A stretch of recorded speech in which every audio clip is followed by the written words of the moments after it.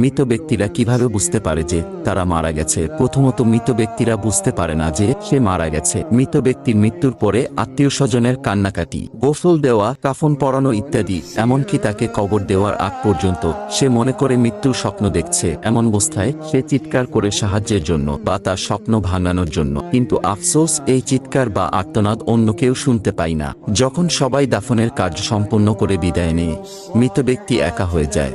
ঠিক তখনই মহান রাব্বুল আলামিন তার আত্মাকে তার দেহে ফিরিয়ে দেয়। প্রথমত, মৃত ব্যক্তি এটি ভেবে নেয় যে হয়তো তার খারাপ স্বপ্ন শেষ এবং সে ঘুম থেকে জেগে উঠেছে, তাই কৃতজ্ঞতা প্রকাশ করে।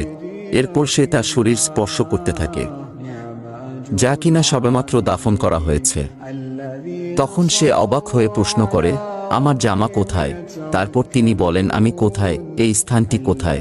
এখানে কাদামাটি দুর্গন্ধ কেন? তখন সে আস্তে আস্তে বুঝতে পারে যে মারা গেছে।